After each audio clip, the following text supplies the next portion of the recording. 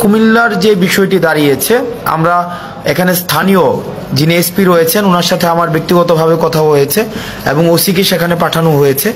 সর্বশেষ খবর পাওয়া পর্যন্ত ওনারা যেটি জানিয়েছেন, এই খবরটি যার মাধ্যমে পেয়েছেন, যে নাম্বারটি দেওয়া আছে তাকে রিচ করা যায়নি। আমাদের হোসাইন, সাকিব এবং মনোয়ার, তাদের যেই এক ধরনের সবসময় ফেসিবাদ বিরোধী আন্দোলনে তাদের সক্রিয়তা ছিল। যখনই লক্ষ্মীপুরের বন্যার খবরটি আসে, আমরা তাদেরকে দেখেছি যে পরের দিনই তারা ঢাকা থেকে ছুটে গিয়েছে রিফাত রশিদ, বাকের, তারপরে আমাদের অন্যান্য আরও সমন্বয়কদের সাথে। দুঃখজনক বিষয় হচ্ছে যে তাদের সাথে গতকাল রাত থেকে এখনো পর্যন্ত কোনো ধরনের যোগাযোগ করা যায়নি। এখনো পর্যন্ত কোনো ধরনের যোগাযোগ করা যায়নি তাদের সাথে। তো অনেকে ভাবছে হয়তো যে তাদেরকে ডাকাত সন্দেহে এলাকাবাসী হয়তো আটক করেছে। আসসালামু আলাইকুম। একটি খবর আমাদের কাছে এসেছে কিছুক্ষণ আগে যে কুমিল্লার ইসাপুরে আমাদের ঢাকা ইউনিভার্সিটি থেকে 50 জন এসেছিল টোটাল। এর মধ্যে 10 জনকে আমাদের জিম্মি করা হয়েছে, বাকি 40 জনকে আলাদা করে ফেলা হয়েছে। এই ধরনের একটা খবর আমাদের কাছে এসেছিল। আমি নিজে এখন কুমিল্লাতে আছি। কুমিল্লাতে এসেছি আমাদের ত্রাণ সহায়তা নিয়ে, এবং এই ত্রাণটি আমরা কিছুক্ষণের মধ্যেই কুমিল্লা যেই আমাদের পুলিশ লাইন আমরা পৌঁছে দিব, এবং সেখানে আরও অন্যান্য যে ত্রাণগুলো রয়েছে সমন্বিতভাবে আমরা সেখানে পৌঁছে দেব। অর্থাৎ যে এলাকাগুলো রয়েছে, বিশেষ করে বুড়িচং এবং যে এলাকাগুলো ভাঙনপ্রবণ যে এলাকা, সেখানে আমরা পৌঁছে দেব। এখন বিষয়টি হচ্ছে যে কুমিল্লার যে বিষয়টি দাঁড়িয়েছে, আমরা এখানে স্থানীয় যিনি এসপি রয়েছেন ওনার সাথে আমার ব্যক্তিগতভাবে কথা হয়েছে এবং ওসিকে সেখানে পাঠানো হয়েছে।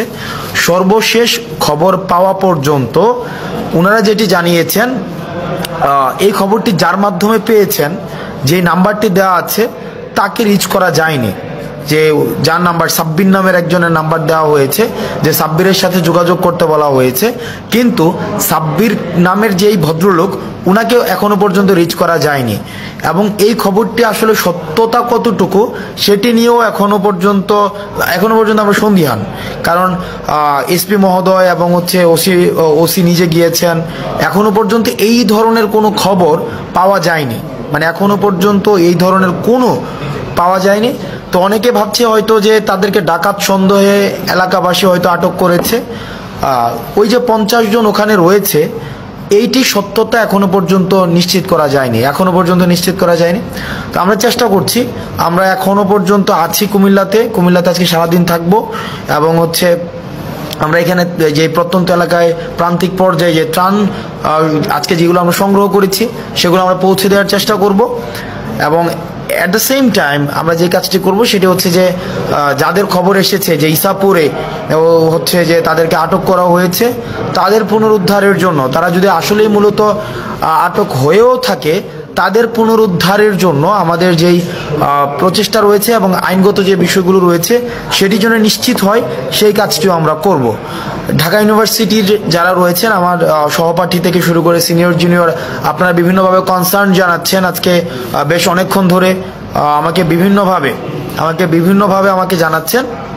আমি আপনাদেরকে বলবো যে এখনো পর্যন্ত এই ধরনের ঘটনা ঘটেছে বলে আমাদের পুলিশ থেকে আমরা জানতে পারিনি।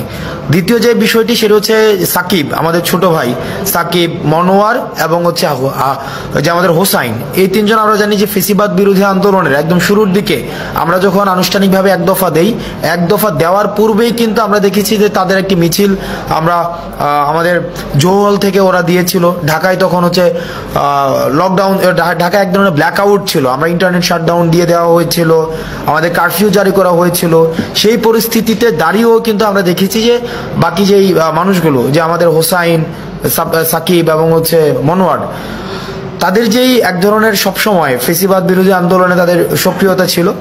যখনই লক্ষ্মীপুরের বন্যার খবরটি আসে, আমরা তাদেরকে দেখেছি যে পরের দিনই তারা ঢাকা থেকে ছুটে গিয়েছে রিফাত রশিদ, বাকের, তারপরে আমাদের অন্যান্য আরও সমন্বয়কদের সাথে। দুঃখজনক বিষয় হচ্ছে যে তাদের সাথে গতকাল রাত থেকে এখনো পর্যন্ত কোনো ধরনের যোগাযোগ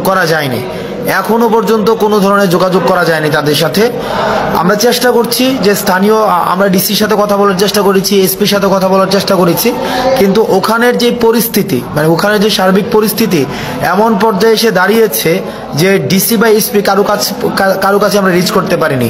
অর্থাৎ ইন্টারনেট ব্ল্যাক আউট হয়ে গিয়েছে, মানে কমপ্লিটলি ব্ল্যাক আউট হয়ে গিয়েছে। আমরা চেষ্টা করছি যে সাকিবদের কাছে পৌঁছানো, আসিফ রিয়াদদের কাছে পৌঁছানো, মনোয়ারদের কাছে পৌঁছানো। আপনারা আপনাদের জায়গা থেকে আপনারা চেষ্টা করুন। আর তৃতীয় একটি বিষয়, আমরা দেখতে পাচ্ছি যে বাংলাদেশের বিভিন্ন জায়গা থেকে ত্রাণ সহায়তার জন্য আমরা 20 জনের টিম নিয়ে, 30 জনের টিম নিয়ে ফেনীমুখী হচ্ছি, নোয়াখালীমুখী হচ্ছি।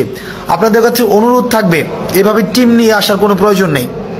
আপনাদের প্রশিক্ষিত টিম ছাড়া, প্রশিক্ষিত টিমের যদি আপনারা সমন্বয় নিশ্চিত করতে না পারেন, আপনারা ফেনীমুখী হওয়ার দরকার নেই। সর্বোচ্চ একটা ট্রাকের সাথে 2 জন বা 3 জন, সর্বোচ্চ 2 জন বা 3 জন এনাফ। এর বেশি যারা আসছে 10 জন 15 জন, এই 10 জন 15 জন আসার কোনো প্রয়োজন নেই। আপনারা যে স্থানীয় যে জায়গাটি রয়েছে, স্থানীয় আপনারা যে এলাকায় যাবেন, ওই এলাকার আপনারা স্থানীয় মানুষগুলোর সাথে আগে একটু কথা বলেন। তাদের জায়গা থেকে আপনি দেখবেন যে 15 জন 10 জন বা ওখানে এলাকাবাসী আপনাদেরকে সহায়তা করছে। খালি শুধু শুধু ঢাকা থেকে 10 জনের একটা টিম নিয়ে যাচ্ছেন, 20 জনের একটা টিম নিয়ে যাচ্ছেন, গিয়ে সেটা আরো বেশি আপনাদের বার্ডেন ক্রিয়েট করা হচ্ছে। ওই এলাকার মধ্যে একটা বার্ডেন ক্রিয়েট করা হচ্ছে। আপনাদের নিজস্ব খাওয়া দাওয়ার যে এই বিষয়গুলোর একটা বার্ডেন রয়েছে, তারপর হচ্ছে চলাফেরার একটা বার্ডেন রয়েছে, ট্রান্সপোর্টেশনের একটা বার্ডেন রয়েছে। এই সার্বিক যে বার্ডেনগুলো, এই বার্ডেনগুলো বিবেচনায় আপনারা একটা ট্রাকের সাথে হায়েস্ট 2 জন আসতে পারেন, কিন্তু 10 জন বা 15 জন এই যে আসার যে বিষয়টি কি, সেটা হচ্ছে একটা ট্যুরের মতো হয়ে যায়। এই যে ট্যুর, বা আমরা মনে হচ্ছে যেটা ট্যুরে যাচ্ছে। আমরা স্বাগত জানাই মানুষের যে অংশগ্রহণ হচ্ছে যে ত্রাণ কার্যক্রমের মধ্যে, এই বিষয়টিকে আমরা স্বাগত জানাই, কিন্তু এভাবে 10 জন 15 জন এভাবে যাওয়ার বিষয়টিকে আমরা নিরুৎসাহিত করি নিজেকে সেভ করার জন্য। গতকাল ঢাকা বিশ্ববিদ্যালয়ের একটা বোট ডুবে গিয়েছিল ফেনীতে, তাদেরকে রেস্কিউ করার জন্য আমাদের আবার টিম পাঠাতে হয়েছিল। এখন আমাদের যে এই সংকটকে আমরা আমাদের অংশগ্রহণের মধ্য দিয়ে আরো বেশি আমরা সংকটতর করতে পারি না, বরং আমরা যেটা করতে পারি সেটা হচ্ছে সংকটটিকে কিভাবে মিটিগেট করা যায়। আমাদের মিটিগেশন এবং অ্যাডাপ্টেশন প্রসেসের মধ্য দিয়ে সেই জায়গাটিতে আমাদের হচ্ছে গুরুত্ব বেশি করে দিতে হবে। রেদার আমরা যদি এই কাজটি বারবার করে এই সংকটকে আমরা আরো বেশি পাইল আকারে বৃদ্ধি করতে থাকি, তাহলে সেটি কিন্তু আমাদের জন্য হচ্ছে একটা প্রবলেমেটিক, এবং এটি ইনএসকেপেবল প্রবলেম আমাদের জন্য ক্রিয়েট করবে। আমরা চাই না আমাদের জন্য এই প্রবলেমগুলো ক্রিয়েট হোক।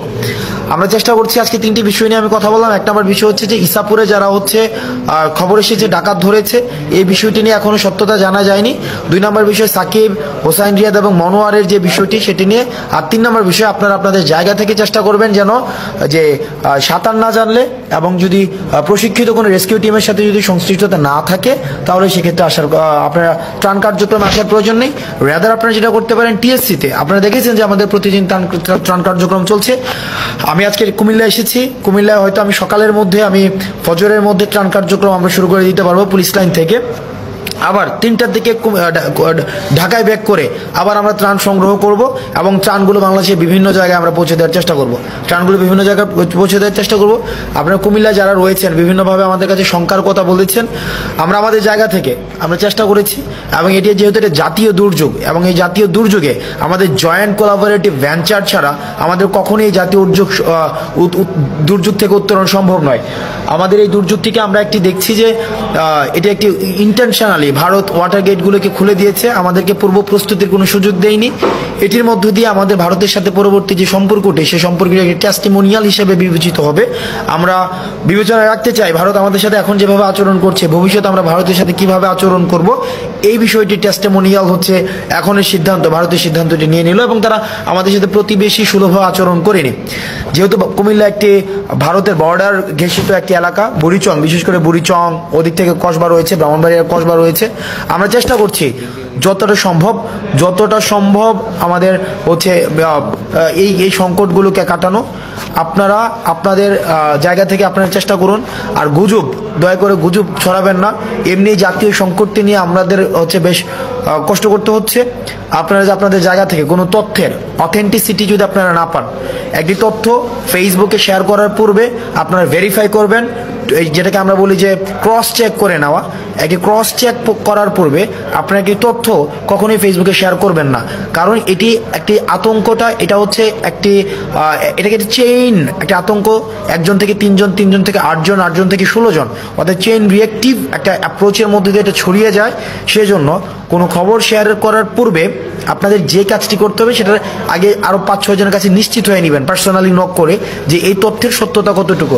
অথেন্টিসিটি ক্রস চেক না করে কোনো তথ্য শেয়ার করবেন না।